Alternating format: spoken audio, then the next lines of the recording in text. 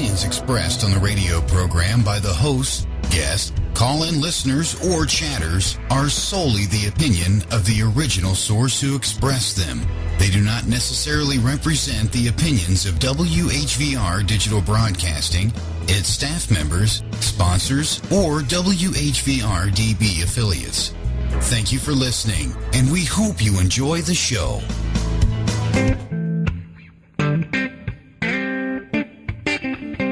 Ghost activity, fringe science, interdimensional beings, psychic phenomenon, and conspiracy theories. Does the truth exist? How close are we to finding it? Come listen and discover the answers yourself. Welcome to the Paranormal MD, where the out of the ordinary is discussed weekly. Join your host, Mary Marshall, and her guest as they inform, discuss, and entertain you. Mary welcomes your input during the program, so call in and let your opinions and voice be heard. And be sure to join us at WHVRdigital.com, where live chat is provided. Talk radio just got weirder, wiser, and more interesting. Now, here is your host of the Paranormal MD Radio Show, Mary Marshall, only on WHVR Digital Broadcasting. Hello, and welcome to the Paranormal MD. I'm Mary Marshall, your host, and it is my pleasure to be here with all of you this evening. Thanks for joining me. I wanted to let everyone know that this portion of the Paranormal MD Radio Show is sponsored by John Tokarczyk, who has a fantastic new album out titled Clarity, which is available at jtenergywork.com. So go check it out and purchase your copy today. I've actually listened to this and was listening to it last night. It is really a great meditation album, so go check it out. My guest this evening, who will be joining us a little later on, is Sylvia Shults. Sylvia is a paranormal investigator and the author of multiple books, many of them fiction.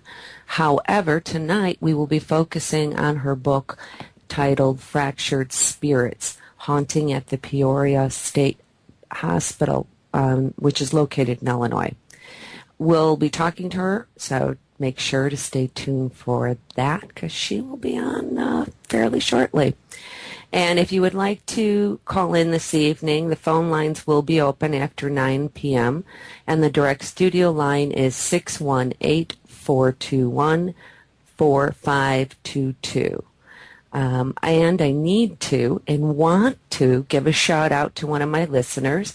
His name is actually Greg Bushell from Australia and his fiancée Rachel, who are getting married in September of this year. But right now, as we speak, they're expecting their first child. So hello, Rachel and Greg, and congratulations to you. So I think I've kind of got those things out of the way, but I want to remind you one more thing, and that is to sign up for the Roundtable listener discussion panel. This is your opportunity to be part of the show and have your voice and thoughts and opinions heard on a topic that is of interest to you. You'll join me and a couple of others live during one of our broadcasts. So come check that out. It's posted on the paranormalmdradio.com homepage. That the form is there. You can fill it out and submit it. The first roundtable discussion panel is scheduled to air live on April 10th. So there's still time to get to get your submission in and possibly involved in that show or one after that. So we can check that out next. And for those of you that are listening who are not in the chat room with us, please come on over and join us in the chat room right now at WHVRdigital.com. It is a great place for us all to congregate with like-minded people who are all listening to the show just like you. You can make comments, pose questions in the chat room to be asked of the guests, me, and your chat master, Pam, will relay those questions to me if you would like, if you don't want to be calling in. Some people get nervous, so I understand that. So tonight we have time for a couple of weird stories.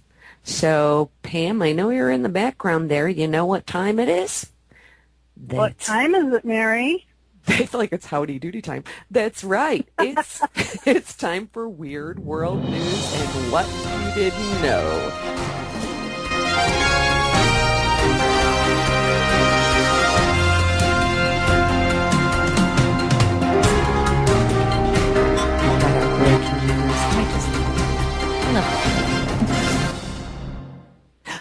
Okay, so we only have time for a couple of stories this evening.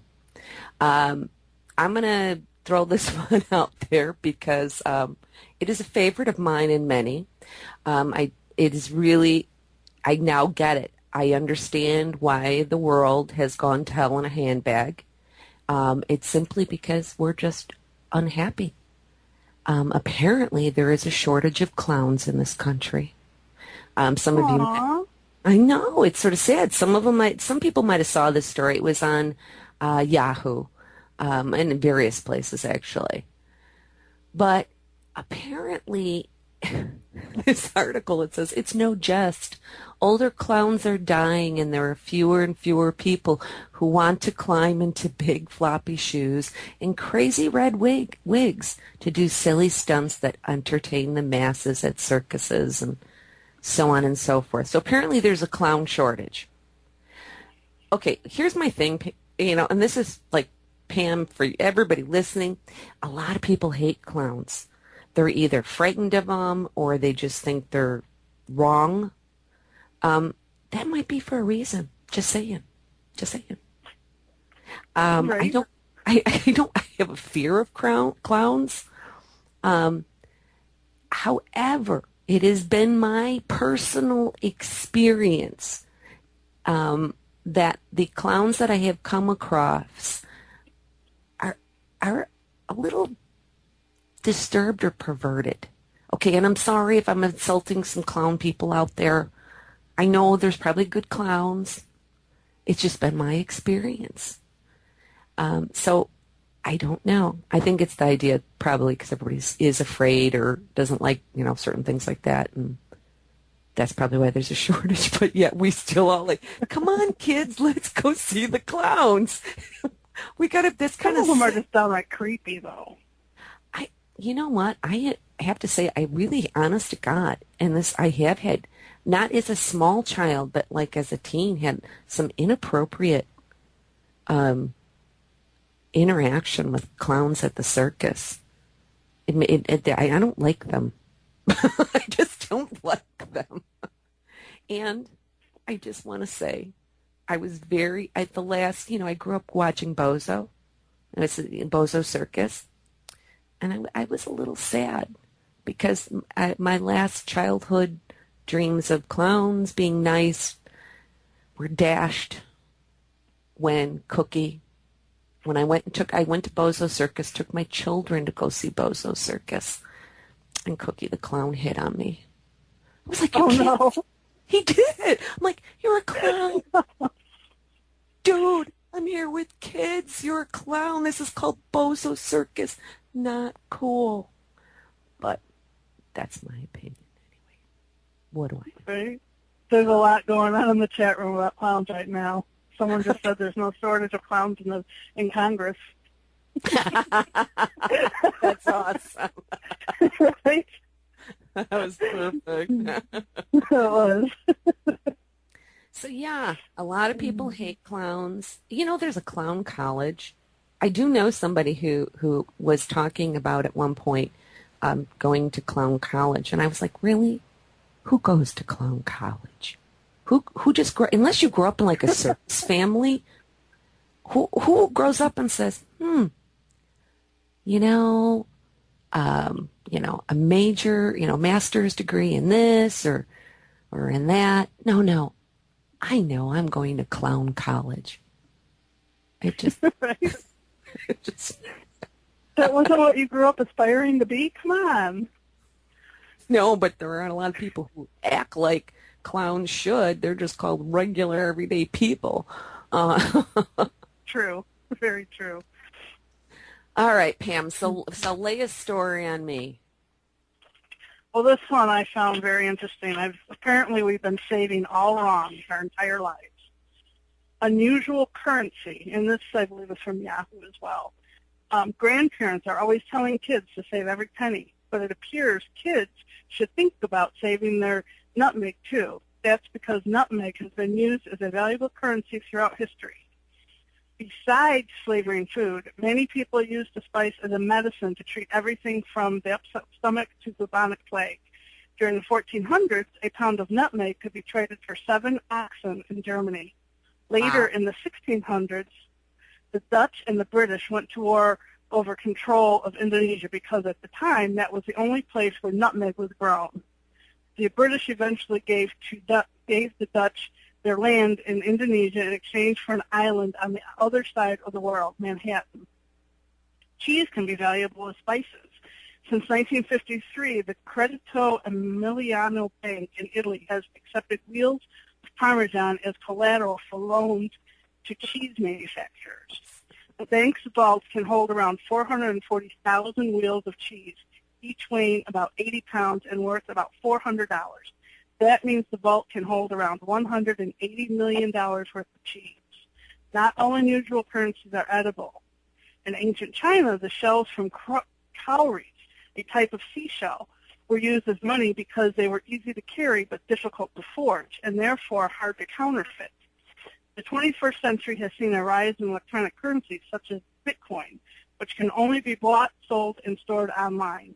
Electronic currencies can be used worldwide without the exchange rate fees or credit card fees that accompany traditional money. Several companies, such as Overstock.com and blogging platforms WordPress, now accept Bitcoin as payment. So maybe someday soon we'll be telling our grandkids to save their Bitcoin for a rainy day. I don't really understand the Bitcoin thing, but this cheese is interesting to me. So I guess basically it's a matter of if there's the end of the world and all that sort of thing, we should invest in cheese and nutmeg as trade. Right?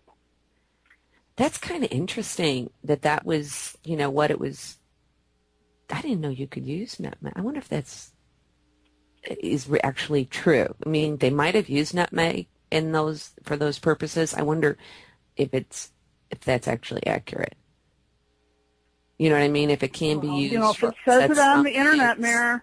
Well, I know it's not good for bubonic plague, but for stomach, upset stomachs and stuff like that. Yeah, that's right. It says it. Bonjour. It says so on the internet. On the internet, it has to be true. The Bitcoin, that's kind of interesting. I guess it's basically the same thing. They did then. It's not real. What is real currency? It's only a matter of whatever we determine the value to be. And as Americans, it's not that great these days. So, I don't really understand this whole Bitcoin thing. I mean, it's supposed to not be like real, but then they're always showing pictures of, these things on the internet and stuff. I don't really understand it. I think I'll just stay with good old American cash. That's going to probably be a mistake. Only because it's not worth as much. And, trade. I think we should all go back to the barter system. We'd really get more. You have a point there. And maybe things wouldn't be so out of control, skyrocketed with pricing the way it is today. Mm-hmm. Because all anybody wants is, that dollars, lots of them. And I believe, just for the heck of saying this, and maybe somebody knows out there, I don't know, but I believe those cowries, I don't know if that's how you say it correctly. I believe it is, but I'm not sure. Those particular shells were also used, or something very similar, by a few different Native American tribes here.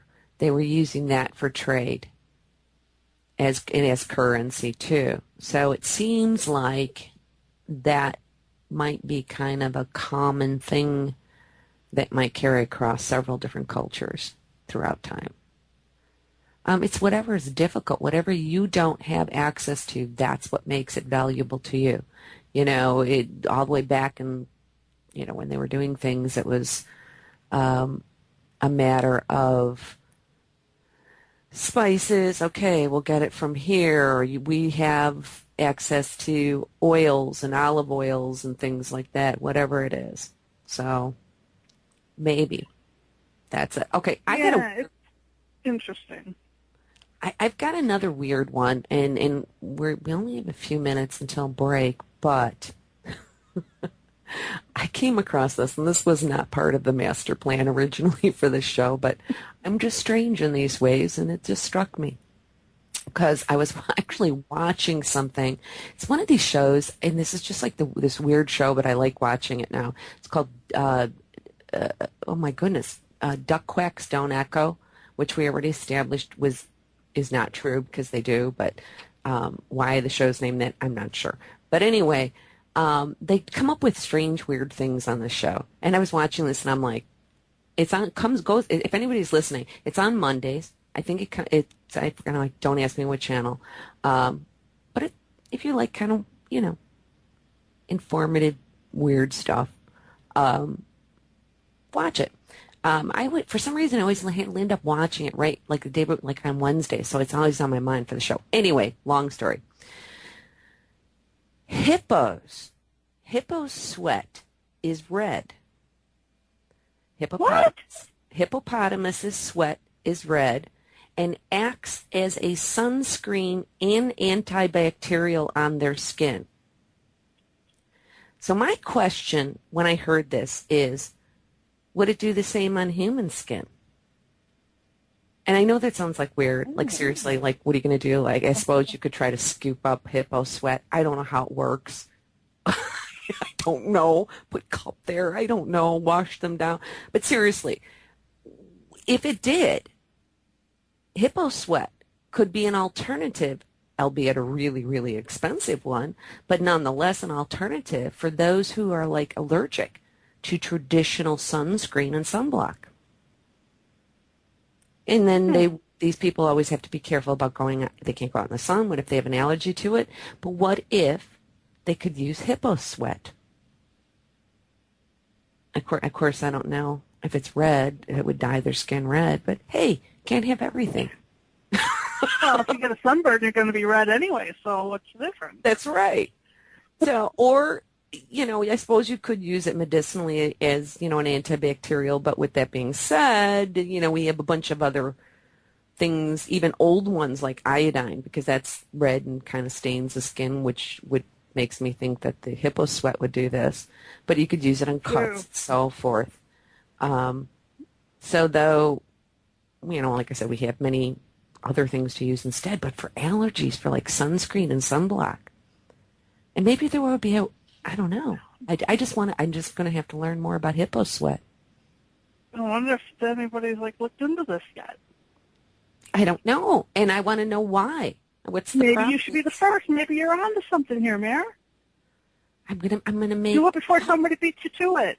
I'm going to market this and make hundreds. See? Do it before somebody beats you. Hundreds of dollars in putting this together. But yeah, no. So I know, but that first of all, I just thought that was weird that it was sunscreen and antibacterial, but also very strange that it's red. Well, anyway, we are going to need to take a break. Pam will be joining everyone back she's in the chat room, but back in the chat room. So if you have any questions, stay tuned. Don't go anywhere. And when we come back, Sylvia Shults, author of Fractured Spirits, Haunting of Peoria State Hospital, will be joining us.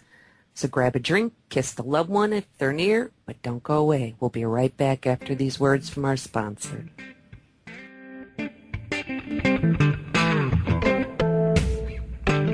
We can't afford to buy your affection. So if you don't mind, we'll just try and earn it. WHVRdigital.com. The album Clarity by John Tokarczak is soothing and spiritual music. It is a wonderful tool to help place you into a deeper state of meditation. Or simply enjoy it as ambient music to help you relax from your day. This splendid music is designed to specifically resonate with your body and soul's life energies by using specific frequencies and tempos that match your heartbeat at rest. What better goal is there than to truly be in sync with your own powerful energy? This album is healing music that increases your energy, enlightens your soul, and brings you to a peaceful state of being. Clarity is available for purchase at jtenergywork.com. That's jtenergywork.com. Spirit Readings by Nicole. Nicole provides intuitive astrological charts, one-on-one psychic and tarot readings via telephone, Skype, or in person. To schedule your appointment, call Nicole today at 630-532-8494 or visit Spirit Readings by Nicole on the web at spiritreadingsbynicole.com. Spirit Readings by Nicole, 630-532-8494. Deanna Reynolds, The Happy Medium. Located in Ashland, Ohio, The Happy Medium is ready to take your call. Deanna provides intuitive readings from past loved ones, your spirit guides, and those on the other side who wish to speak with you. Are you ready to hear from those who want to help you find that happy medium? Then call to schedule your reading today at 419-207-0314. That's 419-207-0314. Or find Deanna Reynolds on Facebook under Deanna Reynolds Happy Medium. Mention you heard this ad and receive $10 off your first reading. Deanna Reynolds, The Happy Medium. Call today, 419-207-0314, and see who's stepping through the veil for you. Soul Connections. Psychic medium Becky Ratliff offers private readings, angel readings, and tarot readings. Professional development classes and special event bookings also available by request. To set up your confidential reading or appointment, please call 614-208-9802. That's 614-208-9802. Psychic Becky Ratliff of Soul Connections. Call today to see what your future holds. Taxes, up. Gasoline, up. Healthcare costs, up. Food prices, up. Oh, man. The latest paranormal discussion, live chat, and call-ins, all free.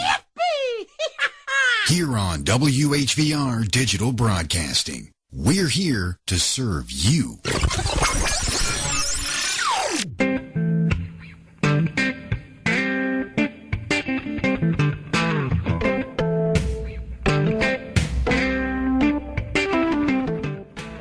Hello and welcome back. I'm Mary Marshall, your host, and you are listening to the Paranormal MD Show live on WHVR Digital Broadcasting. If you'd like to call in with a question or comment, the studio line will be open after 9 p.m. tonight, and that number is 618-421-4522. And if you would like to listen to us on the go, then the WHVR Digital Handy Phone app is just the thing for you. You'll never miss a show that way. You can listen to us on demand also. So you can download that app through Google Play Store on your phone, or if you would like to, you can connect to us right through the WHVRdigital.com network website. You can get it there too. It'll direct you. And all right, on to more important matters. I have been joined by our guest, Sylvia Shults. Sylvia is a paranormal investigator and the author of multiple books, many of which are fiction. However, tonight we will be focusing more on her one particular book, Fractured Spirits, Haunting at the Peoria State Hospital. This is a wonderful book, and I recommend for anyone to go purchase it and read it. So, Sylvia, thank you so much for joining me this evening. Absolutely, Mary. Thank you for having me. You, young lady, I just adore. I do. You're smart, you're funny, and you're just plain good people. Oh, thank you. Can I take you home with me? Thank you, Mary. I try hard to be kind in my journey through this world. So, I do too, but I'm not real successful all the time. Some days it's more difficult than others. I know. I don't know if you happen to catch this, but did you hear one of our Weird World stories, which was about clowns, there being a shortage of clowns in this country? I did not catch that. Please tell us, what are your feelings about clowns? I'm not a fan. I am absolutely not a fan of clowns. I don't know what it is, whether it's the fact that their faces are hidden but visible at the same time, or it's that they're just too darn cheerful. I don't know what it is, but no, me, clowns, no, not a fan. I could just see you just talking about being nice, and I could just see you snapping and just walking up to take that smile off your face, right? Clowns and dolls, just cold shivers. There's a location that we regularly run experiments, a haunted location. Mm-hmm. And this place has mannequins in it like crazy. Now, I don't normally, it's not like I really have a fear. I don't normally find them creepy, but they can be. It's like some of they're like in this one, there's like some older, the hair and it's just a little disturbing. Dead of night when all the shadows are out playing. Yeah. I think even an innocuous mannequin would give you the shivers at that point in time. Mannequins usually don't bother me. Dolls are way worse than mannequins. I guess, especially because some people have like those room of dolls. Oh my gosh. When I started dating my husband, I went to visit his grandmother down in southern Illinois. She had an entire room devoted to dolls. And that's where we had to sleep that night. And I got very little sleep. And it had nothing to do with the fact that we had just started dating. He found out really quickly my uncomfortableness with dolls. Yeah. Especially you're trapped in a room with He doesn't even tease me about it. I mean, that's how serious he knows I am. He doesn't even tease me about that. See, there you go. Yeah, because I said, I don't even, and as far as clowns, I don't have a fear of clowns, but a lot of people do. I just find them generally kind of creepy and disturbing. Maybe some are a little perverted. Because who grows up and says, unless you're... Yeah, on purpose, right? Yeah, unless you're from like a circus family or something like that. But, who grows up and says, because I was telling Pam earlier, there's a clown college, or there used to be. Like, who grows up and says, Harvard, no, clown college. Yeah. I wouldn't say I had a fear of clowns, but they are very off-putting. I just don't like them. They're just odd. Okay, well, I suppose I should get on to some of the topics at hand here. That one of, this book, first of all, let me just say a couple things and you can actually clear this up even more, but some people may be familiar with the Peoria State Hospital. Also, it's also known as Bartonsville State Hospital or the Illinois Asylum for the Incurable Insane. Yes. How did you get involved in this particular story that you were compelled to write a book about it? Well, it's an odd story. It really is. I have always been fascinated with the paranormal, ghosts in particular. I mean, Bigfoot, Yeti, Sasquatch, UFOs, they were interesting, but ghosts have always just really captured my imagination. So I started writing fiction and started writing horror fiction, oddly enough. And I was contacted by a publisher just absolutely out of the blue who did a series of ghost story books. And I still have no idea how he found me and knew about my work, but he said, I would like you to write a book of true ghost stories about the Illinois River. And I still do, right next to the Illinois River. So I said, this is perfect, this is brilliant, this is wonderful. So wrote the book, found out about the Peoria State Hospital, had no idea at the time exactly how haunted it was. Back up just a few years before I had even gotten the idea of writing the book at all, I was dating the guy that became my husband, and he and his friends used to, they were in the group of teenagers that would sneak into the buildings in Bartonville and run around when they really weren't supposed to be doing that. There's not a lot to do out that way. You got to say. Man, I would have just... one of the best parts of being alive is that time travel doesn't work backwards, so you will never be, coerced into going back into high school. But I really sometimes wish that I could go back in time and run around Bartonville with the man who would eventually become my husband. But anyway, so we're driving around, and we're driving in the car that I had at the time, which was an '86 Ford Escort. And we're driving around, just killing time. And he said, how's your car running these days? I said, well, I was living in Bloomington at the time. I said, it gets me back and forth to see you and gets me to work and back, and it's okay, I guess. It's no great shakes. And he said, okay, there's someplace I really want to show you, but we can't go if there's any chance that the car's going to experience some technical malfunction. I said, okay, now you've got my curiosity up.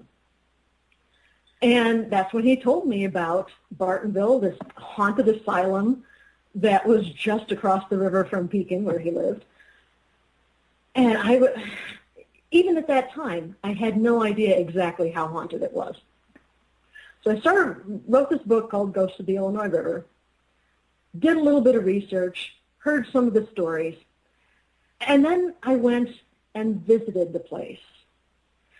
I walked around the Bowen building, the outside, because you couldn't get in at that point because of the asbestos. I visited the Pollock Hospital. I did go in there. I walked around the cemeteries. And the pull that place started to have on me was inexplicable. I had no idea. I still really don't have any idea why I was drawn to this place so strongly. I started reading about the history of the asylum, and that's when I started to figure it out. The history of this place is a story of care and compassion. And you think haunted asylum and you automatically think abuse. You automatically think that the patients were strapped into straitjackets and manacled down and not allowed to do anything and tortured. That could not have been further from the truth with the Peoria State Hospital. This was a place where people came to find asylum. They found a place of refuge. They were cared for. They were loved. That's interesting, because that's not common. Yeah. And I think it's really interesting. Very good for people to know about this story. I'm sorry. Go ahead. Please tell me more. Oh, well, yeah. So I started learning about Dr. George Zeller. And this guy was just absolutely amazing. I mean, the Peoria State Hospital could not have been in better hands for its inception in the first few decades of its existence.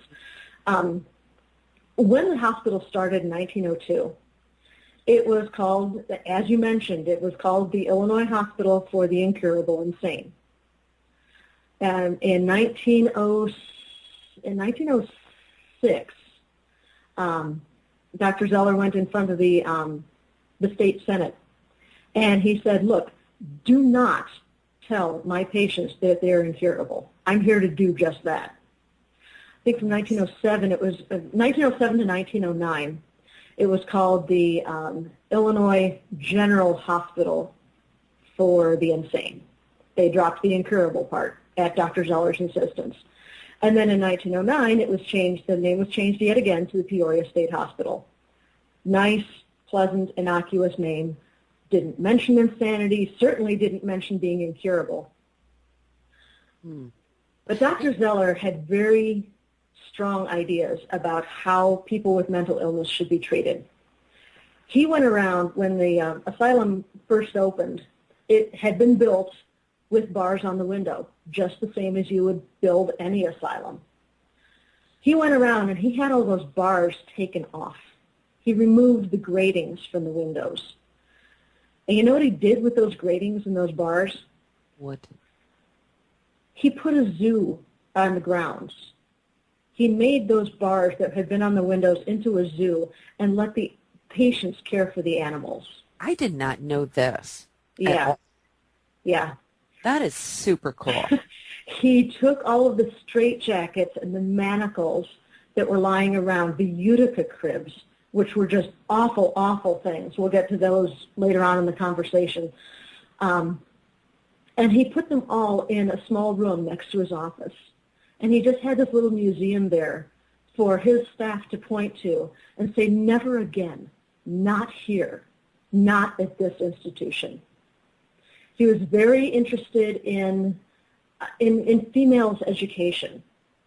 For a very long time, the Peoria State Hospital was the finest nurses' college in the country. And it was Dr. Zeller's insistence that brought that about. He encouraged his nurses to go on to become doctors. Wow. He was very, very interested in getting his nurses as well trained as he possibly could. And that's really unusual for this period of time, because I think it had stopped being a nursing, working with like psychiatric nursing around 1969. So for him to do that kind of thing and encouraging them to continue on, this guy was He had very strong ideas about how his asylum should be run. He absolutely refused to hire anyone who had worked in a previous mental health facility of any kind. He called them bug housers. And if somebody slipped through the employment process and Dr. Zeller found out about it, he would fire them immediately and without cause. Wow. He was that insistent. He's like, you do it my way. It was really my way or the highway. He had been a military man. He had no psychiatric training. He was trained as a surgeon. But he felt that strongly about caring for his fellow human beings on this earth that he accepted the job of being the alienist, which is kind of the superintendent of all the asylums in the state. And he accepted the job of being the superintendent of the Peoria State Hospital. And he worked wonders for so many patients. There's a little bit even now of hero worship going on for Dr. George Zeller around the Peoria State Hospital. Didn't this director also, he did it, and he required everyone who worked there to spend like 2-3 days in there as a patient? He did, absolutely. He had gone on hiatus. He had returned to his military work for a couple of years after he took over at the asylum. He took a short break. And when he came back to head up the asylum again, he snuck in. He didn't tell anyone he was coming. He just kind of snuck in under the cover of darkness, and he did spend several days as a patient undercover. And he's like, okay, you know what, guys, you've been slacking off just a little bit here. And he did insist that all of his staff experience things from the other side. And he did the same thing for himself. He put himself in He spent a couple of nights working as an overnight guard in one of the wards. And about 2 o'clock in the morning or so, the head nurse called to make sure he was doing okay, and Dr. Zeller had actually nodded off for a little while. He's like, ooh, this is harder than I thought. Oh. He was very much about equality. Yeah, this is a tremendous amount. And because at this period of time, and he is one of the people making the way at this point in time, what the standard or model should be, and to have the foresight to know something that might seem as I don't know, spending time in there for letting them see this is what it is like so that you understand. And without a psychiatric background, as far as formal training anyway in that. I think his lack of an actual formal training really helped him have all sorts of innovative ideas. He was one of the first to use color therapy in treating patients. He realized that if you put a manic patient, a violent patient, into a room with muted, pleasing colors, they would calm down. In the Pollock Hospital, there is still a door to this day that is painted a very pleasing shade of orchid lavender, and that's a holdover from Dr. Zeller's days. The paint on that door has been there since the early 20th century, and they've just kept that as a reminder of his innovation. Yeah. It is pretty amazing at that, again, at that period of time. So they didn't have your traditional, the other things that were, besides abuse, was overcrowding. In this particular facility, it seems like everything was held down as much as possible. As much as they could, yeah. Dr. Zeller was the one who came up with the cottage system. Previous to this, most asylums had been, even state hospitals, had been built along something called the Kirkbride plan, which is to build a great big huge building with wings off of it and cram all the patients into that building. Now, it had the advantage, the Kirkbride plan had the advantage of being all in one place, and the ventilation was pretty good because you had these long hallways, but it really wasn't conducive at all to helping people get better because the patients were all lodged in the same building. And you might have somebody who was suffering from depression housed with a raving schizophrenic. And that doesn't do anybody any good.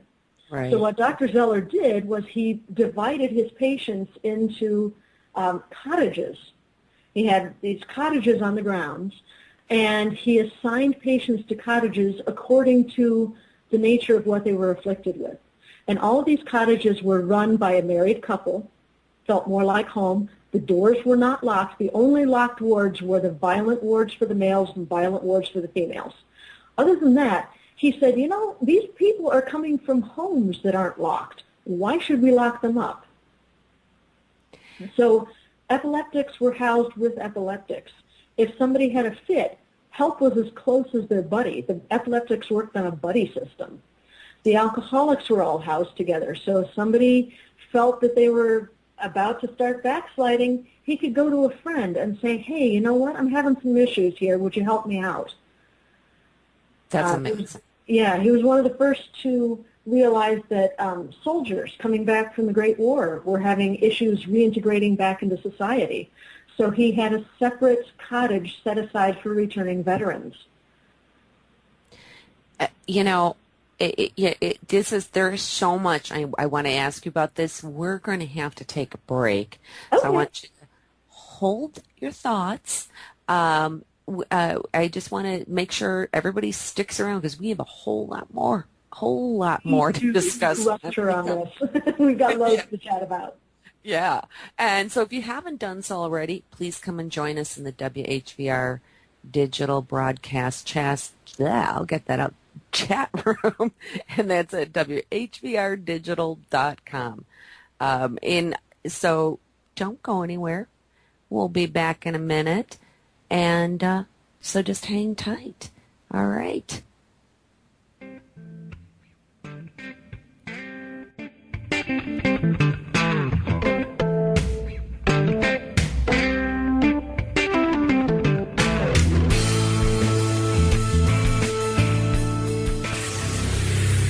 Listener tested. Heaven approved. WHVR Digital Broadcasting. The album Clarity by John Tokarczuk is soothing and spiritual music. It is a wonderful tool to help place you into a deeper state of meditation, or simply enjoy it as ambient music to help you relax from your day.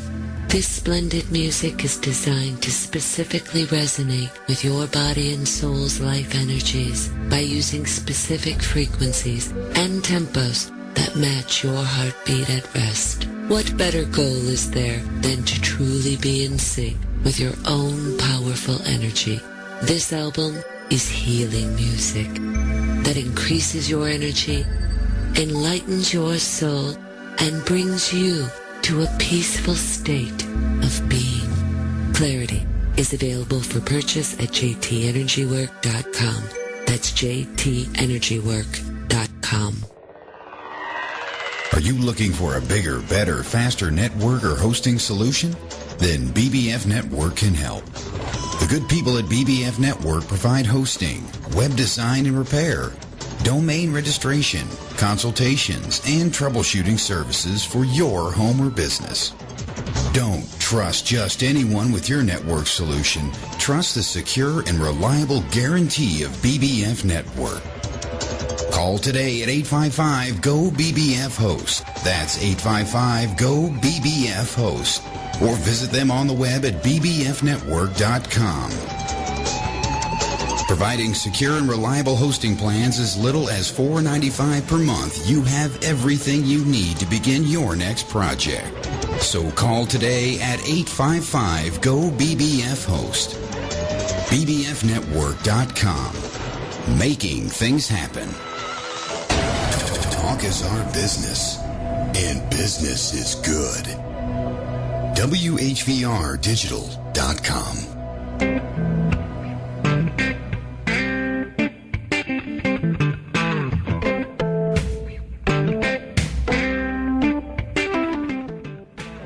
Hello and welcome back. I'm Mary Marshall, your host. You are listening to the Paranormal MD Radio live at WHVRdigital.com. If you would like to find out more about the ongoings of the show, me as well as our guests, past or future, go to the paranormalmdradio.com. All guest information, like a guest's website, like Sylvia Shults' website, will have links posted there as well. And just for the sake of it, let me just say that Sylvia's website is Sylvia Shults, and that's with a S, not Z.com. And I do need to mention one more thing. I want to make everybody aware that at WHVR, there's a new feature that's located on the main website, and it's also on the listen and chat page for instant audio feedback. This is a new feature that we are trying out, and this will allow our listeners and visitors to record a message and send them directly to the station. If you're in the chat room, you'll see this located to the left-hand side of the page and displayed like a tab format. So we want to hear from you. And basically you can send us instant audio message. So just follow the instructions. I have been talking with me and the voices in my head, Sylvia. I've been talking with you. One thing I thought, I do want to get into more about the hospital, but I want to have, could you tell people a little bit about your background as a writer, but also as an investigator, so that the perspective is there. Okay. Well, I have always loved a good ghost story, especially the true ones. The idea that there's life beyond what we're experiencing now, that there's an afterlife, that life continues even after death, that has always been a passion of mine. So that was why I was just absolutely head over heels to be able to write my own ghost story book, because I've loved collections of short stories, of true short ghost stories, since I was practically able to read.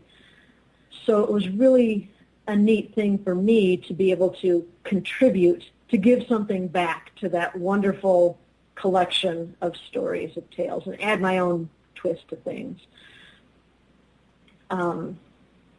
Here's the thing. I'm gonna, if you don't mind, there is a very early on we got a couple questions that really kind of fit into this. So rather than go backwards, I'll get them out now. Okay.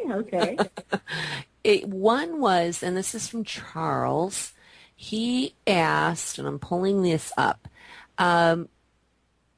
what do you consider the optimum number for an investigative group?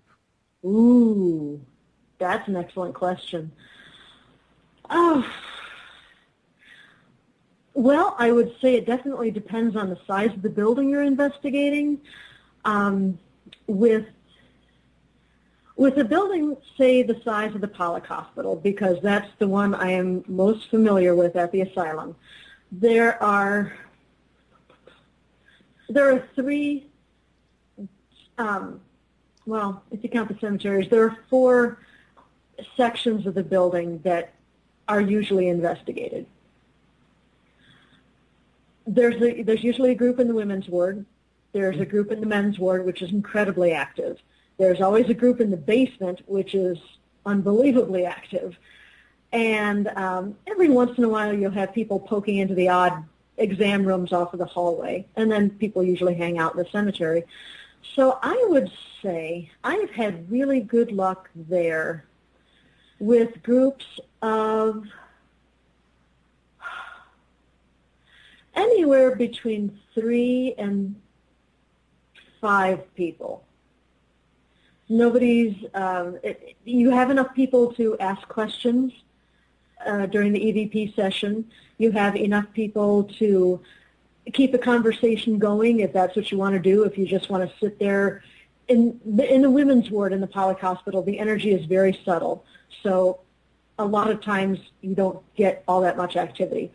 So if people just want to sit around and chat about ghost stories and tell their own experiences, you have enough people to keep a conversation going. But you also have enough people, you have a small enough group with that if things do start happening, and I have had that happen, yeah. If things do start picking up, you have enough people there that you can keep the group quiet. You can keep the group aware of what's going on. So I would definitely say anywhere between 3 and 5 people would really be my first choice for the size of a group in any one part of the building. You know what? I kind of feel that way for most investigations, that I've always liked to keep a really small team. It has its upside and downside. The downside is if you have a really, really large, multiple building place, whatever, even size, where you need the extra hands, but you can, and somebody can't make it, you could be shorthanded. Mm-hmm. You do run that risk. Yeah, but it is much easier, one, to coordinate, 6 or less people. Yeah, you got that right. This is what, you ever tried to do this and it's like, oh my goodness, trying to get people together. But it also, because of contamination, keeping everybody focused and busy, and, you get too many people, then everybody feels like somebody doesn't feel like they had enough time, but it's more about the contamination for me. Somebody's talking, walking, moving, and then you hear something, and if they're not in that same part and you can't really, really be separated, you have to question, you have to be on a walkie and say, hey, was that you? What's going on? Or, whatever. Yeah, I agree completely. The other thing, and I don't know, unless I'm missing something, there was one more question from Charles, and it involved, this is how it was written to me, does she ever, with psychometry, to get energy from objects in the room? So I wish I were that sensitive, but I'm just not. I'm about as sensitive as a brick. I have a good friend who is sensitive, and he assures me that the more I do this, the better I'll get at it. But I'd really like to be able to pick things up from objects, but I don't feel that I can do it right now. I am getting better at walking into a room and seeing if there's some sort of energy in it, but I really have to be on my game for that. And I find, and maybe here's the thing, it depends on how casual, using the word loosely, an investigation you're doing. Yeah. Sorry to disappoint you, Charles, by the way.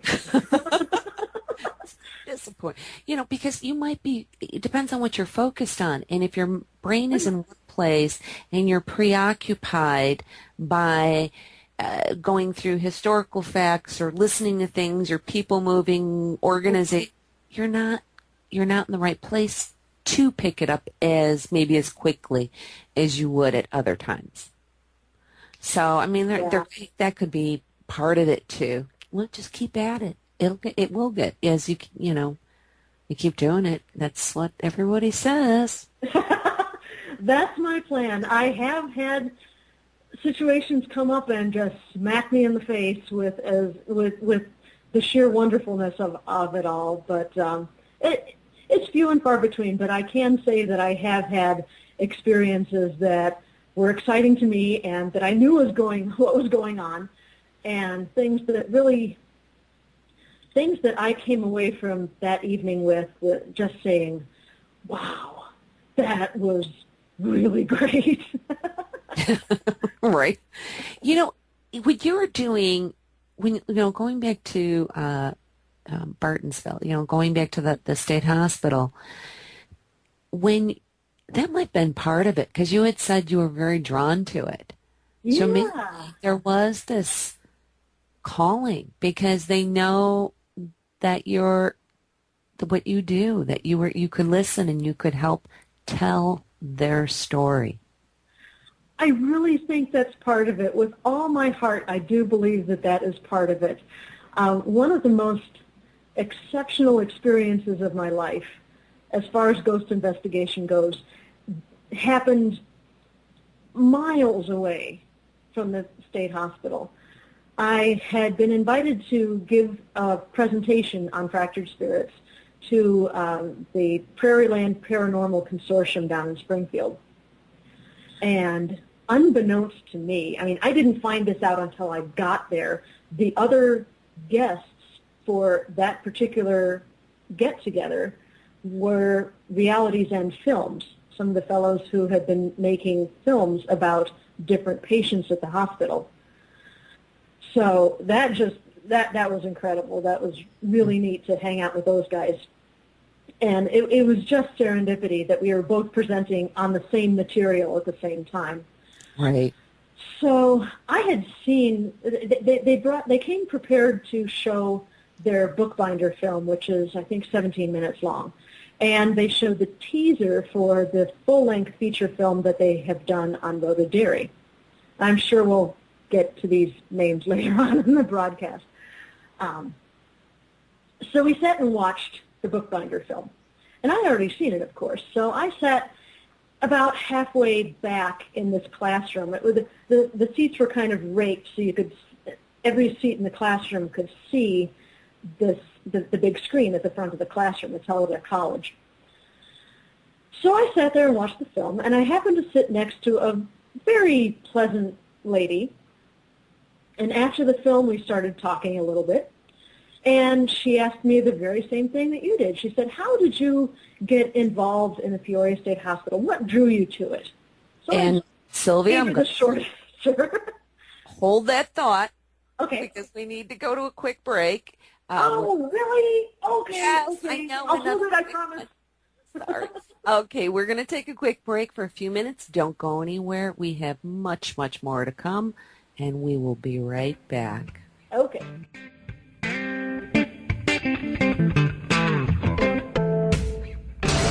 Talk is our business, and business is good. WHVRdigital.com. Today's world is a busy one, but that doesn't mean you can't listen to your favorite paranormal talk radio shows. Download the free WHVR-DB mobile application and take us with you on the go. With the app, you can listen live, view upcoming guests, interact in our live chat room, and listen to past shows, all from the palm of your hand. Just search WHVR Digital on the App Store, Google Play, or Amazon to download and unlock the power of paranormal talk on WHVR Digital Broadcasting. Download the free WHVR-DB mobile application today and see why talk is our business and business is good. Spirit Readings by Nicole. Nicole provides intuitive astrological charts, one-on-one psychic and tarot readings via telephone, Skype, or in person. To schedule your appointment, call Nicole today at 630-532-8494 or visit Spirit Readings by Nicole on the web at spiritreadingsbynicole.com. Spirit Readings by Nicole, 630-532-8494. Deanna Reynolds, the Happy Medium. Located in Ashland, Ohio, the Happy Medium is ready to take your call. Deanna provides intuitive readings from past loved ones, your spirit guides, and those on the other side who wish to speak with you.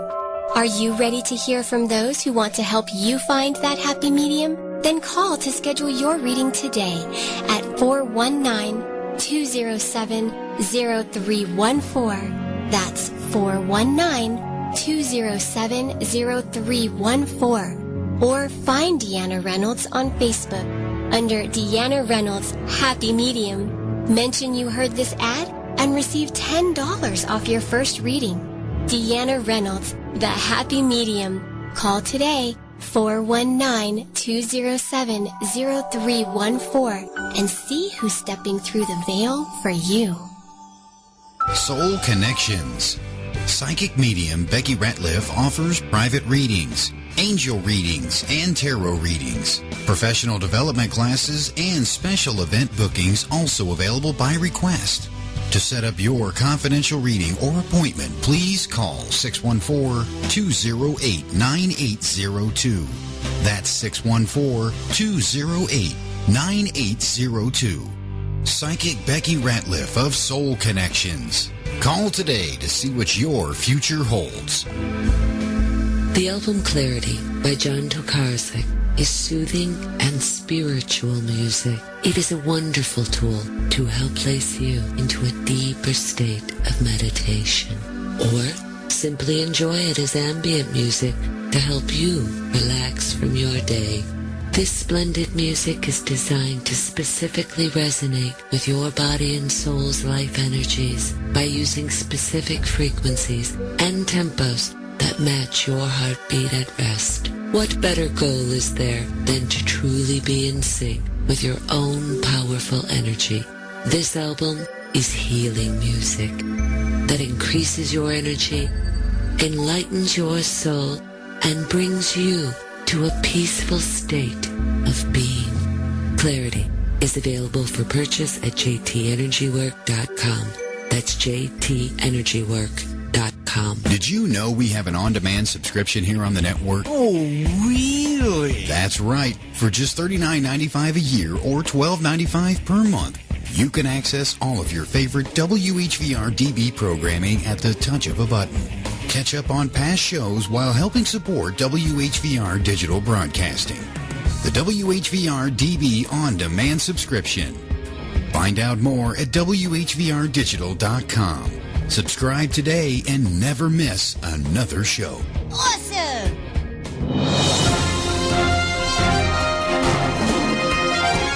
This is a WHVR-DB special announcement.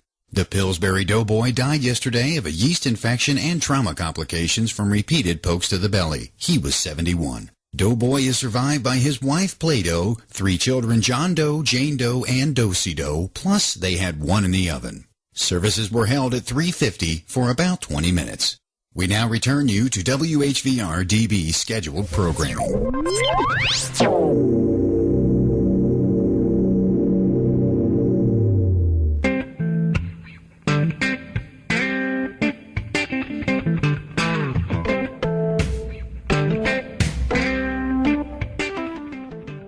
Welcome back to the second hour of the Paranormal MD Radio Show here at WHVR Digital Broadcasting.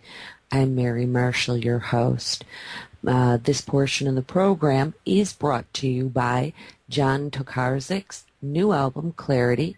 The music on John's album, Clarity, offers a complete range of meditative sounds to help you reach a deeper state of meditation and/or listen to it every day to bring you peace and comfort to your environment. I actually have listened to it. That's what I did. I use it as ambient in the background, and I really did feel relaxed and uplifted. So order your copy today. I know. So it's at www.jtenergywork.com. And Sylvia, I cut you off in mid-thought. We were chatting. What we were chatting about? We were chatting about the Prairie Land Paranormal Consortium meeting that I was at. Yes. So I was chatting with this lovely lady who was sitting next to me, and she asked how I became interested in Peoria State Hospital.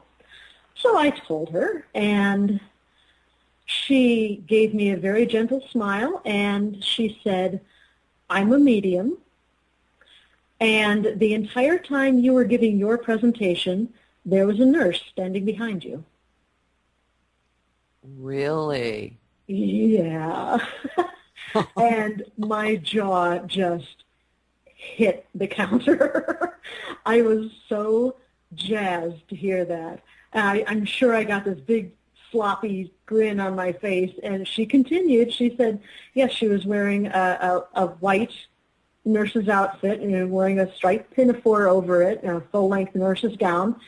And she said to tell you that people on the other side are so proud of you and so grateful that you are going around telling the story of the Peoria State Hospital. And you have such passion for your work, and you tell the stories with such intensity and such caring. She said, we really appreciate that.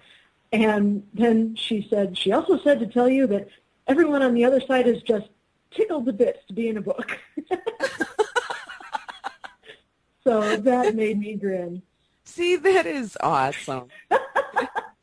And then I had to share this with somebody right away. So I went up to Carl Jones, who is the host of the consortium, and he was the one who had invited me to speak there in the first place. And I said, you'll never believe what this lady just told me. This is awesome. And I pointed her out, and he said, oh, yes, she's extremely powerful. She goes on quite a lot of investigations to perform her skills as a medium. And about 3/4 of the time, the way she knows that she's going to be doing an investigation that weekend is during the week the spirits come to her and say, hey, you're going to be at my house this weekend. Here's what I want you to know.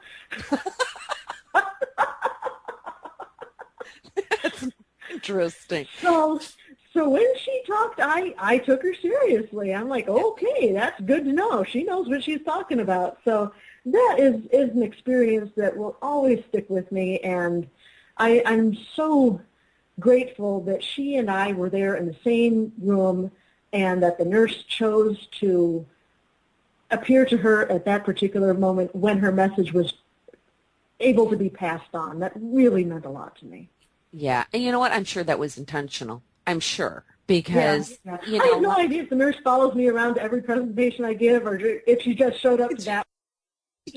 More likely that she just showed up to that one, but yeah.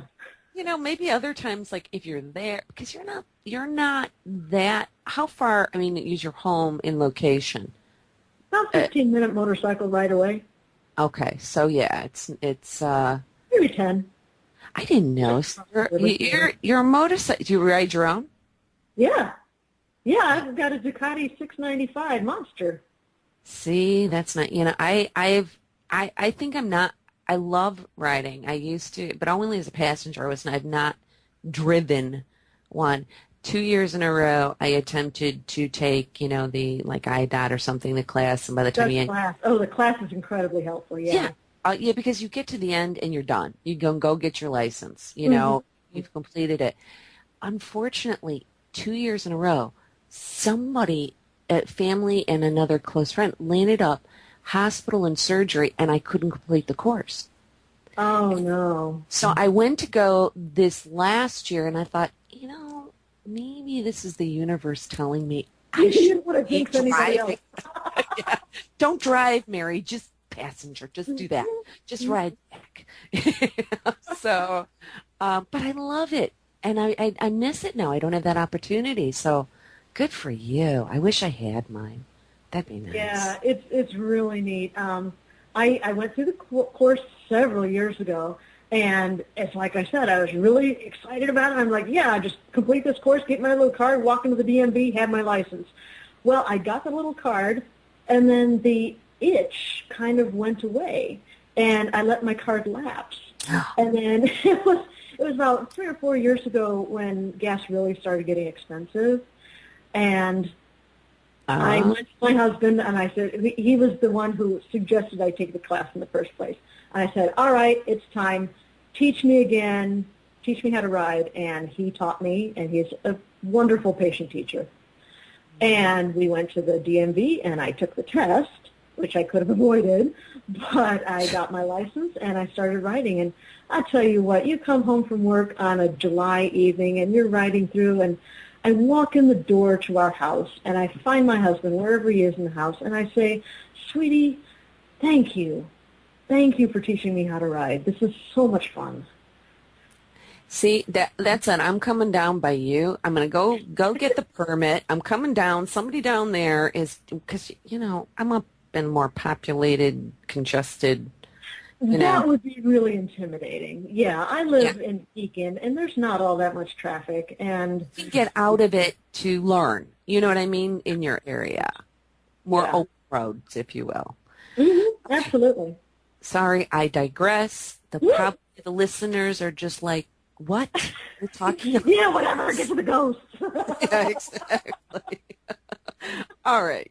So now, one of the things we're talking about all of this, and by the way, while I'm doing this, I do have one comment question from a mutual friend of ours that is in the chat room, David. Hi, David. See, he's waving right now. I can see. No, I called the police, but I can still see him out the window. No, I'm just kidding. Trying to remember, this is what it says, trying to remember about her story of the group outside the window, an early EVP maybe, and when I questioned what this was, he said you would know. Okay.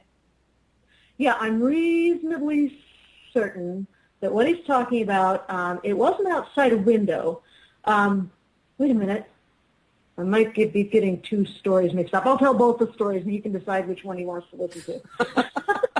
The first story that leapt to mind when he said that was I was starting to do research for the book. So this would have made it a very early EVP.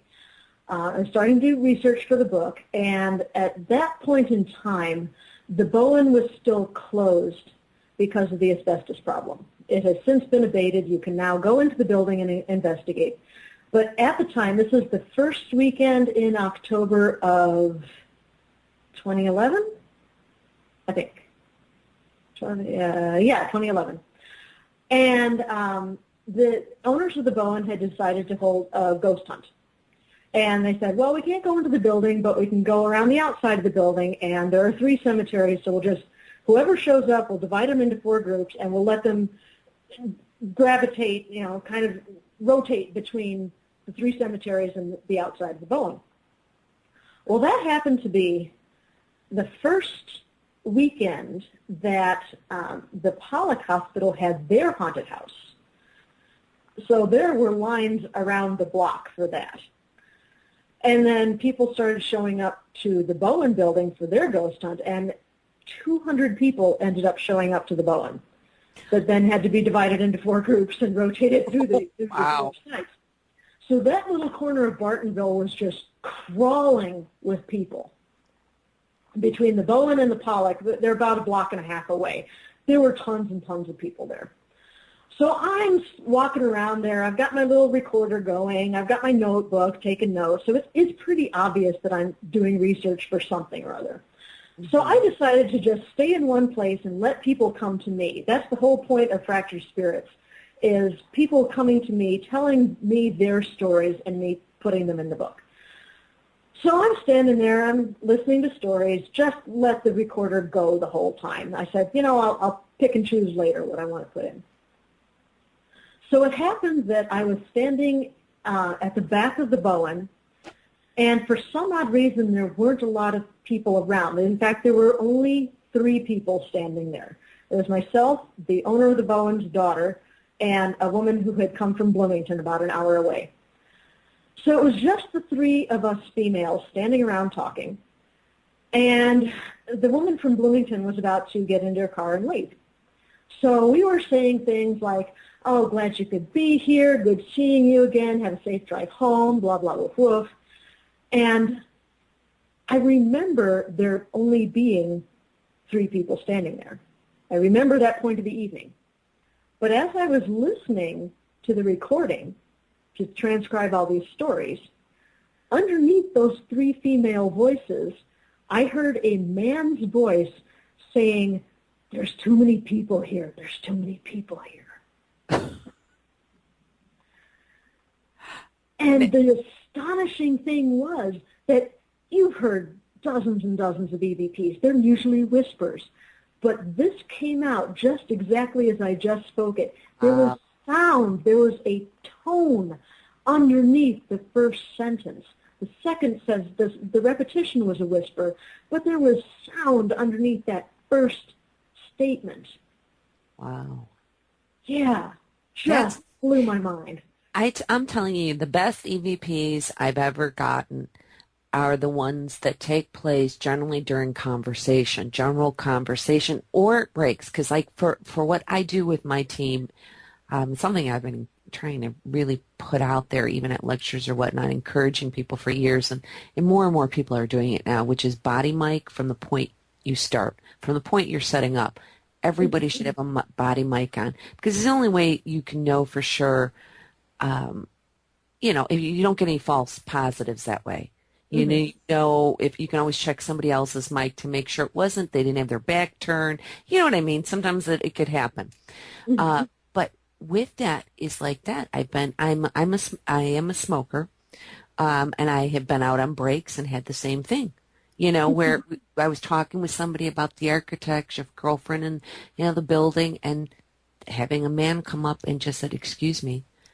And it was clear as day. And the rest of it, I could not get real well, but, and it was like, could you just, later on we're hearing it and all the time. If you're working with a piece of equipment and it's something that's odd and unusual that they may not have seen before, if it's not a place that's investigated or you're the first ones in there, and have them comment directly on what you're doing. Looking at it. Strangest thing. And, I was told a delightful story along those lines by an investigator who was, they were investigating in, I think it was one of the cemeteries around the asylum, and they were getting ready to leave, and they heard a voice say, "That's a wrap." And they looked at each other, and the 2 female investigators looked at each other, and they're like, "Did you just..." "Yeah." And then the voice came again, "That's a wrap." Oh, see? wonderful. I love it when they just come out of the blue and smack you in the head like that. Right. Incidentally, I wanted to mention real quick that if people are interested in hearing this particular EVP, there is a Facebook page set up for Fractured Spirits. And if you are reading the book and you come across a little ghosty icon in the margins, whatever you're reading about is on the website, is on the Facebook page. So if I mention an EVP, you can actually go and listen to that EVP as you're reading the book. Or if I mention a video, a piece of video that Ghost Hunter captured, if there's a ghosty icon, you can actually go and watch that video as you're reading the book. That is an awesome interaction to have. I actually want to ask you a little bit more about that particular thing. When we come back, we have one more break here. Okay, and then I'll tell the other story that I think David might be thinking about, too. Okay, so everybody listening, don't go anywhere. We'll be right back.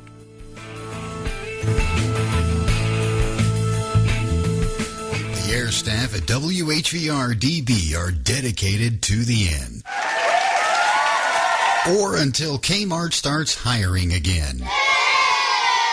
Thank you for listening to WHVR Digital Broadcasting. Spirit Readings by Nicole. Nicole provides intuitive astrological charts, one-on-one psychic and tarot readings via telephone, Skype, or in person. To schedule your appointment, call Nicole today at 630-532-8494 or visit Spirit Readings by Nicole on the web at spiritreadingsbynicole.com. Spirit Readings by Nicole, 630-532-8494. Deanna Reynolds, the Happy Medium. Located in Ashland, Ohio, the Happy Medium is ready to take your call. Deanna provides intuitive readings from past loved ones, your spirit guides, and those on the other side who wish to speak with you. Are you ready to hear from those who want to help you find that happy medium? Then call to schedule your reading today at 419-207-0314. That's 419-207-0314. Or find Deanna Reynolds on Facebook under Deanna Reynolds Happy Medium. Mention you heard this ad and receive $10 off your first reading. Deanna Reynolds, the Happy Medium. Call today, 419-207-0314, and see who's stepping through the veil for you. The album Clarity by John Tokarczuk is soothing and spiritual music. It is a wonderful tool to help place you into a deeper state of meditation. Or simply enjoy it as ambient music to help you relax from your day. This splendid music is designed to specifically resonate with your body and soul's life energies by using specific frequencies and tempos that match your heartbeat at rest. What better goal is there than to truly be in sync with your own powerful energy? This album is healing music that increases your energy, enlightens your soul, and brings you to a peaceful state of being. Clarity is available for purchase at jtenergywork.com. That's jtenergywork.com. WHVR Digital Broadcasting, now fat-free and low in calories, so you can eat your words.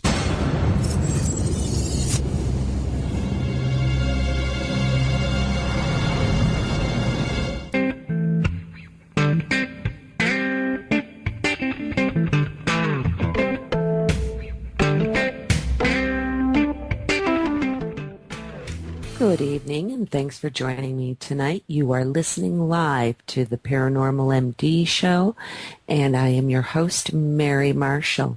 I do want to mention that if you've missed part of the show, you can listen to it at WHVR's On Demand at WHVRdigital.com. This week's show will be available to listen to for free for the next week. After that, it will be moved to a paid subscription archive. This subscription, if you sign up and join, will give you complete access to all past shows on the WHVR network. Also, if you want to find out about more about the ongoings on this show and future guests and past guests and guests like Sylvia and their links, you can check that out at the paranormalmdradio.com.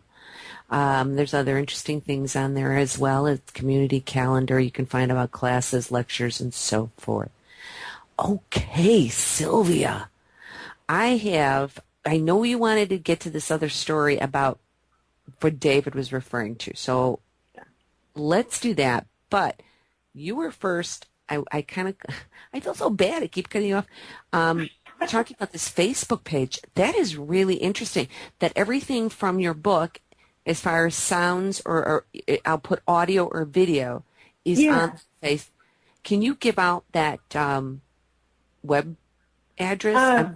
Absolutely. I think it's facebook.com/fractured spirits, all one word. If you go onto Facebook and just type in fractured spirits, I am the first one that comes up. I think I'm the only one that comes up, actually. But yeah, go to the Facebook page and like it while you're there. That'll give my ego a boost. And yeah, it's Facebook is weird about letting you post sound files. So if you go to the thing that says videos, you click on, I've done a pretty good job, I think, of labeling which video goes with what icon. So click on the videos, and there's a description for each one, and just click on that, and the sound files are kind of behind the picture. You know what? When we're off air, I have a solution to this for you. I'll talk to you about that. Ooh, yeah, thanks. Audio with Facebook.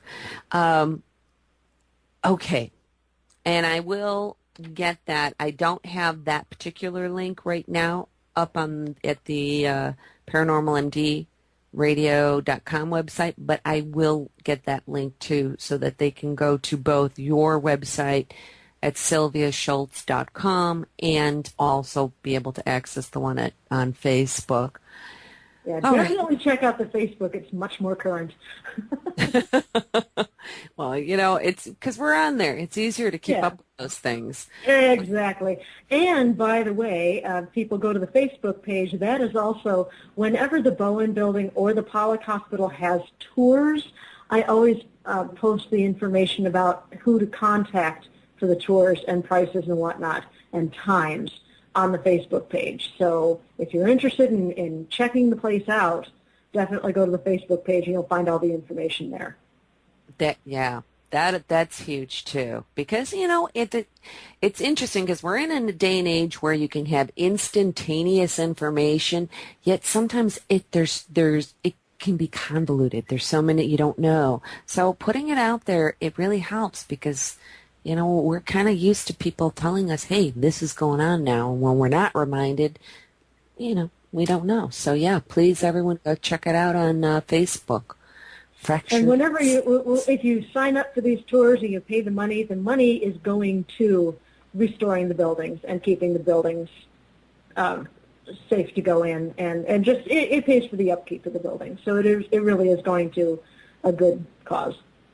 That is an even nicer, feature to have. It's worthy. It's so many. I do have to say, there's so many of these places are being saved.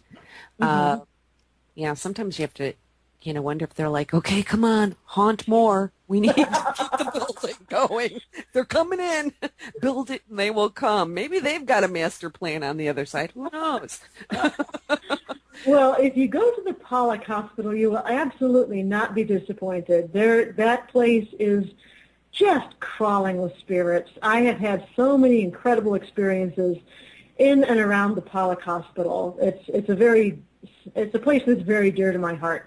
And that is also the setting of the other story that David might have been thinking of, which I'll share with you now. Yes.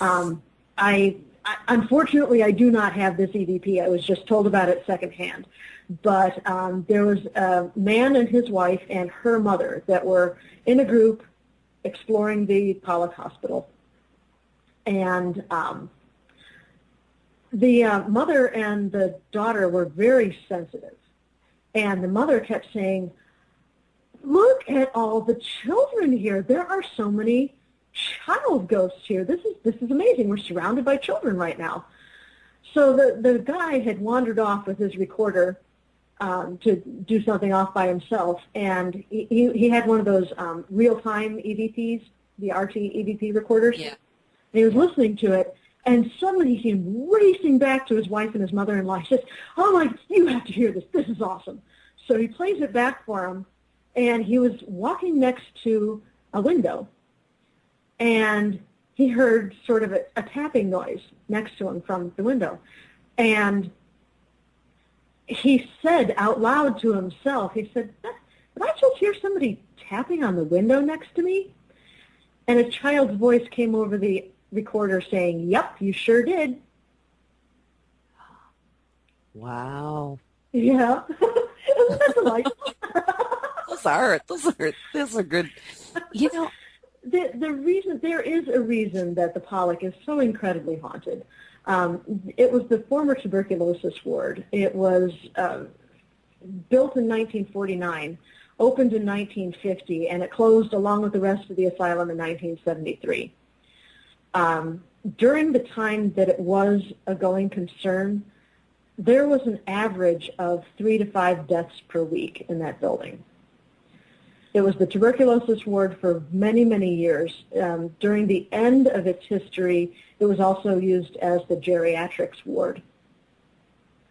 And then even before there was a hospital on that particular site, there was a tent colony for the care of tuberculosis patients on that very site.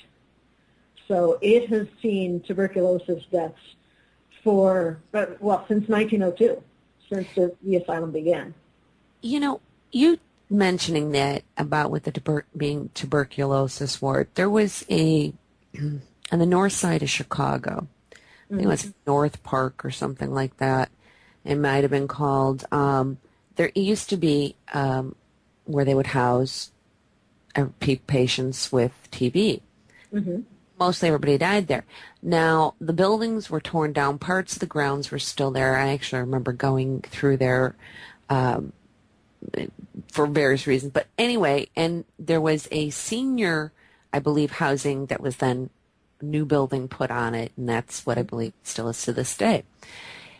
What do you think that the ghost patients, if you will, in your opinion, are they stuck there or in our realm, or do you feel that they have, some of them have the free will to come and go as they choose? And what I really do. I'm sorry, I stepped all over you. I apologize. I really do feel strongly about this. I do think that they are not stuck. I do believe that they have the freedom to move around. Mm-hmm. I believe that they are, when they choose to visit this plane, they're visiting by choice.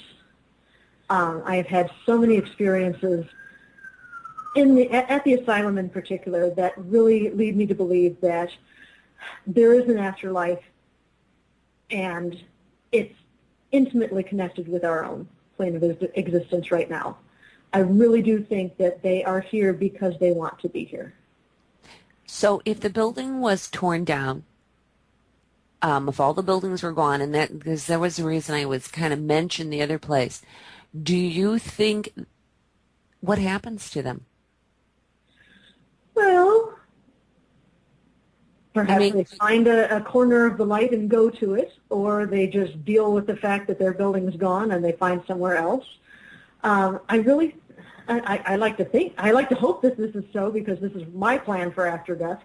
I think that they still hang around Earth because it's a familiar place, and I think they choose people to hang around with that will every once in a while acknowledge them.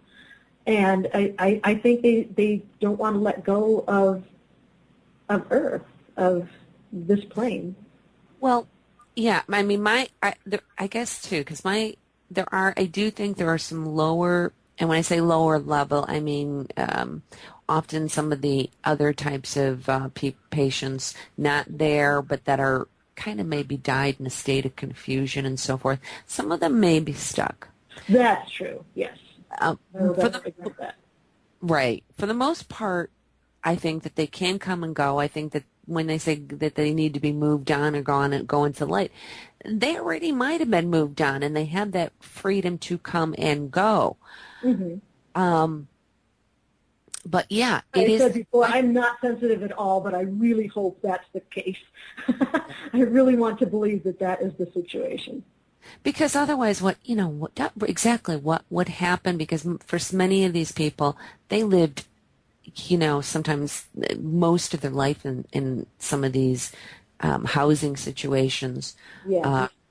And it would be really sad for me to think that, okay, it's torn down, and now they're like, okay, we lost our home. Don't let the door hit you on the ass on the way out. Yeah. Yeah. So I was just curious on what your thoughts were on that. Do you know that if, particularly for this, have there been any types of mediums in there that have directly tried to move spirits on, so to say?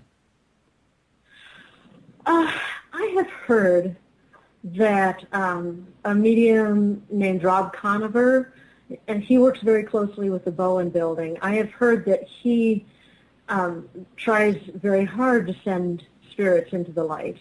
There's also another medium that I'm in closer contact with than Rob, that Linda Hambrick, that she also sends spirits to the light, but only if they indicate to her that they want to go. Okay. See, that's exactly the thing, is that you adding that in there if they want to go.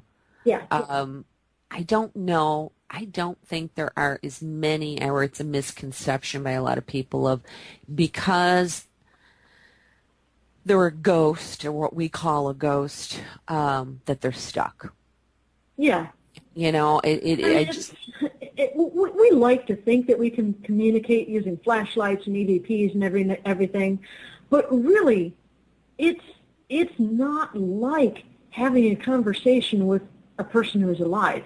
You're bridging an awfully wide gulf there. You're bridging the gap between life and death.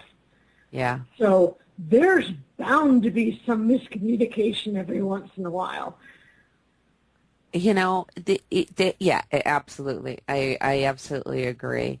Going back to, you had mentioned earlier, and I don't know what this is. You mentioned something called, and I probably know what it looks like, but a Utica crib? A Utica crib. Oh, yeah. Ooh, okay, we've got about 20 minutes left, I suppose. Okay. Yeah. Reader's Digest condensed version. I'm currently working on a book, so if this whets your appetite, or if any of you listeners out there, when this book is published, I urge you to come and get it and read it, because it's a fascinating story. There was a patient at the Peoria State Hospital named Rhoda Derry. She was born in 1834 in Indiana, and when she was a child, her family moved to Illinois, to South in Illinois, in Quincy. When she was 16 years old, she fell in love with the son of a neighboring farm family. The Derry family were farmers. They were on the poor side and really not from the right side of the tracks. Rhoda Derry fell in love with Charles Phoenix, and the Phoenix family was very well-to-do. And Mrs. Phoenix, Nancy, Charles's mother, did not at all like the idea of her son marrying this Derry chick. So she went to Rhoda and said, if you do not release my son from this engagement, I will curse you.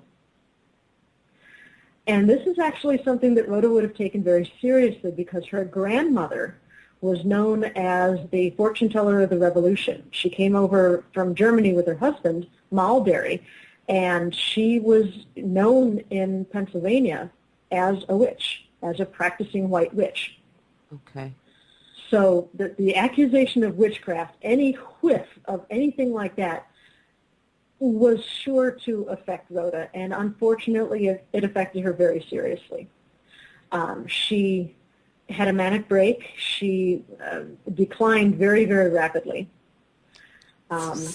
She was eventually, her family cared for her at home as long as they could, but her mother died in 1860, and her father just couldn't care for her on his own. So in 1860, she was committed to the Adams County Almshouse. Now, anyone with $25 laying around and an old barn could apply for a license to keep the mentally ill in that barn. That's all it took, was the $25 for a license. Oh my goodness. They didn't think that the mentally ill could feel cold or pain or hunger or thirst. They kept them sometimes in barns just like animals. It's horrible. So when Rhoda was in this poorhouse, she was very violent. She was very manic. She continued to fight the witches that she was convinced were after her. She clawed her own eyes out. Oh. She beat her head against the wall so hard that she knocked all of her front teeth out. She was so violent that she would not keep clothes on. She would just rip her clothes off. So in order to try to calm her down, the attendants put her in a Utica crib. This is a very small crib. It's about 2 feet high off the floor, and it looks like a baby's crib, but 2 feet high and not large enough for an adult to lay down in. If an adult is in a Utica crib, they are strapped down, they are confined to this crib, and there's straw in the bottom of the crib. Mice run around in it, all sorts of vermin. This is horrible. And they're just left there. They're just left there for weeks at a time. It's a form of torture. It really, honestly was. They're horrible things. After a couple of decades of this, Rhoda calmed down enough so that they could move her from the Utica crib to a box bed. Again, not enough room to stretch out. Her limbs atrophied, and she was no longer able to walk.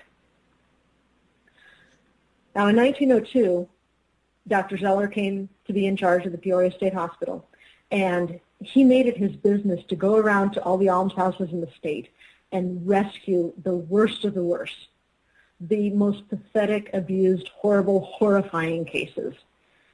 He made his inspection of the Adams County Almshouse, and he saw Rhoda Derry there. He said, "This woman is coming with me." And the superintendent of the almshouse, David Hare, did not want to let Rhoda go because the almshouse was supported by tax money. So they got a certain amount of money for every patient they had. Yeah. So he raised a fuss, and Dr. Zeller said, "Either this patient comes with me or I shut your institution down effective immediately." So Rhoda Derry was transferred to the Peoria State Hospital. And for the first time in 43 years, she slept in a bed. Oh, my God. White sheets. Yeah. The nurses absolutely doted on her. She could no longer see, of course, but they made sure that she could experience the hilltop in any way that was left to her. They let her sit out on the porch on a mattress. She couldn't even sit up in a chair. She had to be carried around in a basket. But they let her sit out in the garden and feel the sun on her face and smell the scent of the flowers whose colors she could no longer see and hear the bird song. And it is said that Dr. Zeller was the only person she would smile for. She knew that he was her hero. She knew he was the person responsible for her rescue. And she would, whenever she knew he was in the room, she would just break out with this big grin, and she'd kind of crab her way along the floor and go and tug on his pants leg. And she was very addicted to chewing tobacco, picked up the habit when she was a teenager, but she really loved chewing tobacco. So the story goes that Rhoda loved that hilltop so much that her spirit can manifest anywhere on the hilltop. And if you are anywhere on the hilltop and you're talking about Rhoda and you feel a tugging on your pants leg and you smell chewing tobacco, she's there. You know, it's stories like this that are heart, they're just tragic and heartwarming. It's everything. Yeah. She was forgotten. She was locked away from the world for 4 decades, and her only crime was falling in love. Yeah, this is unbelievable. That's the book I'm working on right now. What's the work? Do you have a working title for it, or? Yeah, it's called Shattered Love. Shattered Love. Okay. Shattered Love: The Rhoda Derry Story, or the story of the mysterious Rhoda Derry. The film that is being made about her by Reality Zen Film is called The Mysterious Rhoda Derry. So keep an eye out for that too. Okay. So this book is going to not only look at Rhoda's life and her life at the Peoria State Hospital, but it will also take a look at the making of the film. Because I'll tell you what, some of the experiences that these guys had filming this story were just absolutely crazy in and of themselves. They had production delays. Somebody got thrown off a horse and injured. He was a stuntman, so he was okay. But later that day, the director drove his car into a building and just all sorts of crazy stuff. So this book is going to be amazing, and it'll tell the story of Rhoda, and it'll tell the story of her film and everything. It's going to be compelling because exactly what I just said. For one, you are a very insightful and eloquent writer, but you deserve it. I mean, you're just amazing, and I think, and with that being said, it's also that story. People aren't going to put it down.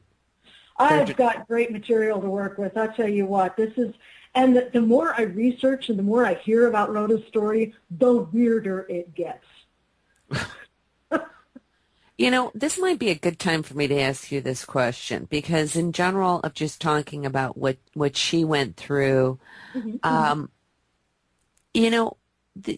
do know so many of these patients that the horrible things that they endured, and you're right, they were torture. It's just that plain and simple. It was torturous. What would you say, or what do you think that people need to know, particularly those who want, are into doing the investigating? What should they know about these types of places and how to best conduct an investigation and what they should be conscious of while investigating, particularly to do with these types of hospitals? Yeah, it's probably the draw of the Peoria State Hospital in particular, but I do have a real soft spot for investigating at asylums. I would say that the most important thing is to have compassion. You have people that were confused during life, and then they died. And that's got to be pretty disorienting, too. You have the possibility to run into patients that were violent. And if a person's an asshole in life, they're going to be an asshole in death. I don't know if I'm allowed to say that on the radio. But, no. Cats, I'm sorry. That's right. If a person is a jerk in life, they're probably going to carry that over into the afterlife. So just if you run into a spirit that's violent, back off. And if you run into a spirit that seems to want to come closer but seems a little reticent, a little nervous about being around you, just be compassionate, be encouraging. Say, I'm not here to hurt you. All I want to do is communicate. The whole I come in peace thing. Right. And just try to put yourself in their shoes. I mean, these are people with issues. Yeah. And just be mindful of that and be kind. The reason I mean, it was important for me to personally ask this because I'm very strong feelings about this, and for a long time I would not, after a particular incident that I went through with some other individuals, wouldn't go into asylums because I felt kind of what you were saying. I'm thinking a lot of these people are confused. Most of them did not function like the Peoria state did, and they were abused. They were abused at the hands of their caregivers, and on and on and on. And I had this feeling of they suffered enough, but now here we are poking and prodding. Many people being totally disregarding. They were people, and they were people who were ill. Yeah. And because I did go through this where it was at a different one, and this very, very large, burly, 6-foot-something man was just acting like a jerk. And, come on. And he wasn't happy. Nothing good was happening, and it's and so he's trying to provoke, and he's calling names, and we're in what would have been the woman's ward. And I'm thinking, dude, are you crazy? That's just rude. It's rude, and like they haven't suffered enough. Now you've got this big guy threatening, like that's really going to be helpful, and so on and so forth. So from that point forward, I'm very careful about which ones I will and won't go into, because sometimes they do. I feel like they kind of are still suffering at the hands of the investigators. Sometimes, not always, but it really depends. Don't be a jerk. Be compassionate, like you said. And my phrase is, I always teach this, and this is one of my phrases, is engage, don't enrage. There's a difference between engaging and provoking. Mm-hmm. And, that's a huge difference in there. In general, what do you feel was probably one of the most, I don't want to say shocking, but we'll go with that word, shocking things that you learned while doing the research for Fractured Spirits about the place? And you've talked about a lot of the good attributes. It could be good or bad, but what was something that kind of was like, you were like, get out of town? That you learned. Oh, there's so many. I would have to say I learned really quickly early on that the bluff, the hilltop on which the asylum sits, is just this perfect storm of things that will cause a place to be haunted. And it really struck me as how many of these things came together in one place to create this hot spot of activity. There is a lot of limestone on that bluff. The local high school is called Limestone High School because there's just tons of it all around.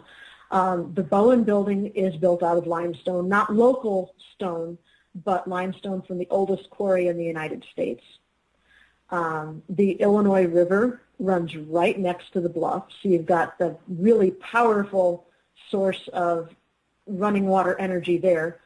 In addition to that, the entire hilltop is honeycombed with ravines and natural springs. If you go down into the basement of the Pollock Hospital, into the morgue section of the basement, you're actually standing on 3 feet of a natural spring. There's a hole in the floor you can look through, you can see water. Really? Yeah. And there's just all sorts. It was an Indian. There's Native American presence there, either an actual burial mound or a settlement. Investigators have captured the sound of Native American speech and flutes, music. Also, and this is what really does it for me, when the asylum closed in 1973, the city of Bartonville couldn't really do anything with it. First of all, they just closed the doors and locked the doors and walked away. They just left everything in place for several years because nobody wanted to have anything to do with these buildings because all the crazy people lived there. And the taint was still so strong that nobody really went into those buildings. And these cottages were more like mansions. They were huge, but they're far too large for a single-family dwelling, but they were much too small for any sort of industrial use. So the city of Bartonville tried and tried and tried to get these buildings sold, but they finally just had to knock them down. And when they did, they literally did just that. They knocked everything down into the basement, and then they took big dumpster trucks, like bucketfuls, and carried the rubble and dumped it into the ravines that run next to the cemeteries. Wow. And that was 40 years ago. And there are still places to this day where you can't take 2 steps in the ravine without stepping on broken crockery. All their stuff is still there. And that's part of, a big part, I think, of what makes this place so haunted is all their stuff is still there. The spirits are still attached to all these belongings that are still down there. And, again, as we know, water running, we were mentioning with that running through parts, that's just feeding it too. Absolutely. It's a conductor. It's just this perfect storm of things that will cause a place to be haunted. And that, I learned about that, and that just flat out blew my mind. I mean, you've got the history of the place that is just so wonderful and this legacy of caring and compassion. And then you've got all the supernatural stuff going on, and just my head exploded. It was wonderful. You know what? Here's a question for you. Do you think that that Peoria might have actually been haunted before it was actually closed? Oh, yeah, absolutely. There are ghost stories that go back before the asylum's closing. The story of Bookbinder is one of the most famous stories to come out of the asylum, and that happened in 1911. Wow. Yeah.